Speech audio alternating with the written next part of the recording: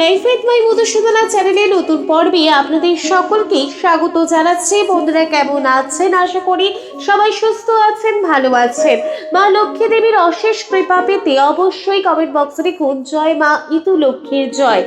এই পর্বের বিষয় হলো 2024 সালের অগ্রহায়ণ মাসের সংক্রান্তি ইতু পূজার স্বাদ ও বিসর্জন কবে, ইতু পূজার বিসর্জনের দিন মা ইতু লক্ষ্মীকে কিভাবে স্বাদ দেবেন এবং কিভাবে মাকে বিসর্জন করবেন, বিধি নিয়ম ও মন্ত্র জানবো এই ভিডিওর মাধ্যমে। ভিডিওতে যাওয়ার আগে লাইফ উইথ মাই মধুসূদনা চ্যানেলকে সাবস্ক্রাইব করুন, লাইক কমেন্ট শেয়ার করুন, ধার্মিক হয়ে নোটিফিকেশন ঘটনা বাজিয়ে দিন। কার্তিক মাসের সংক্রান্তি তিথি থেকে ইতু পূজা আরম্ভ হয়। অগ্রহায়ণ মাসের সংক্রান্তি পর্যন্ত বাংলার প্রত্যেকটি ঘরে ইতু মা লক্ষ্মীকে পূজা করা হয়। অগ্রহায়ণ মাসের সংক্রান্তি দিন মা ইতু লক্ষ্মীকে স্বাদ এবং বিসর্জন দেওয়া হয়ে থাকে। ইতু মা লক্ষ্মীকে স্বাদ বা বিসর্জন দেওয়ার জন্য কি কি জিনিস লাগে, পূজার উপকরণ কি হয়? লাগে 5 রকমের ফল, শুকনো ফল যেমন কাজু, কিশমিশ, কাঠবাদাম, শুকনো খেজুর, আমসত্ত্ব। এছাড়াও লাগবে ফুল, বিশেষ করে হলুদ গাঁদা ফুল, চেলি, চাঁদমালা, ভেজানো 5 কড়াই, 8 কড়াই ভাজা, গাঁদা ফুলের মালা, পান, নতুন গুড়ের মিষ্টি, আতপ চাল, কলা, বাতাসা, কমলা লেবু, এই সব কিছু জিনিস লাগে। বিসর্জনের জন্য বিশেষ করে লাগবে চিড়ে, খই, মুরগি, বাতাসা এবং মিষ্টি দই। অগ্রহায়ণ মাসের সংক্রান্তি দিন বিকেল বেলায় মা ইতু লক্ষ্মীকে বিসর্জন দেওয়া হয়ে থাকে। 2024 সালে 1431 বঙ্গাব্দের অগ্রহায়ণ মাসের সংক্রান্তি 16 ডিসেম্বর 2024, বাংলার 30 অগ্রহায়ণ 1431 সোমবার শ্রী শ্রী মিত্র বা ইতু পূজা সমাপন ও বিসর্জন।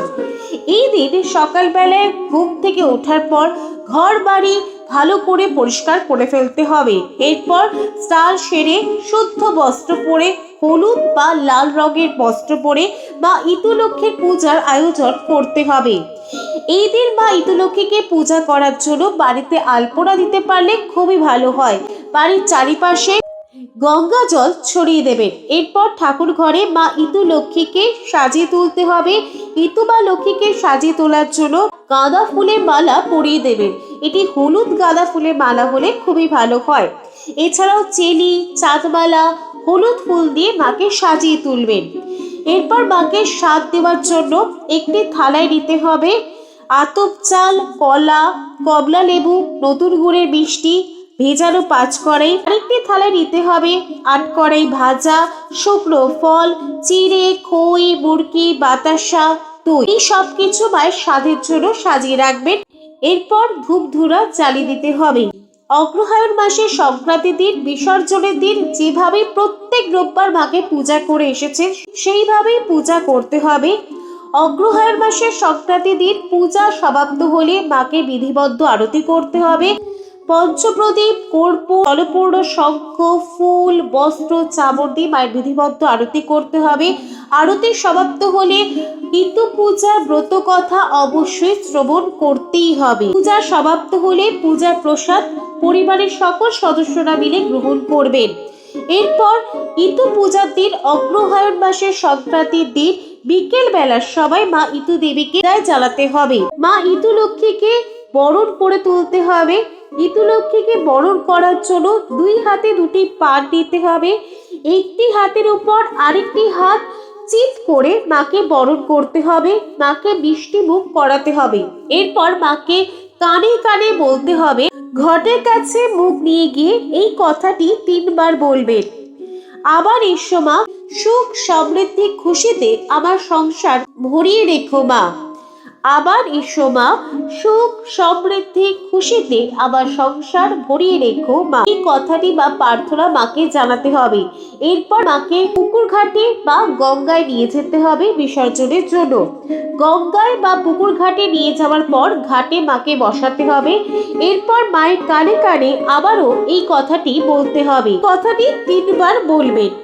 অঘ্রাণ যায় পৌষ আসে, ইতু ঠাকুর জলে ভাসে। অঘ্রাণ যায় পৌষ আসে, ইতু ঠাকুর জলে ভাসে। এই কথাটি মাকে 3 বার কানে কানে বলবে। এরপর ইতুমা লক্ষ্মীকে 7 বার ঘুরিয়ে বিসর্জন দিতে হবে। বিসর্জন দিয়ে দেওয়ার পর সরাটিকে তুলে নিতে হবে। দুটি ঘটের জল ভরে নিয়ে বাড়িতে আসতে হবে। এরপর সন্ধ্যার সময় ওই ঘটের জল থেকে শান্তির জল বাড়িতে ছড়িয়ে দিতে হবে। যে স্থানে মা ইতুলক্ষ্মীকে পূজা করেছেন সেই স্থানে সেদিন ঘিয়ের প্রদীপ জ্বালিয়ে রাখবেন। অগ্রহায়ণ মাসের সংক্রান্তির দিন বাড়িতে সন্ধ্যা পূজা অবশ্যই করবেন, সন্ধ্যা প্রদীপ অবশ্যই জ্বালাবেন। তারপর বাড়িতে নতুন চাল নতুন গুড় দিয়ে পায়েস রান্না করবেন এবং পরিবারের সকল সদস্যরা এই পায়েস গ্রহণ করবেন। অনেক বাড়িতে এই দিন হাত গুড়ির প্রথা রয়েছে। যাদের বাড়িতে হাত গুড়ির প্রথা রয়েছে তারা এই দিন পিঠে পুলি রান্নাও করতে পারে। জয় মা ইতুলক্ষ্মী জয়। লাইফ উইথ মাই মধুসূদনা চ্যানেলের সঙ্গে থাকার জন্য অনেক অনেক ধন্যবাদ।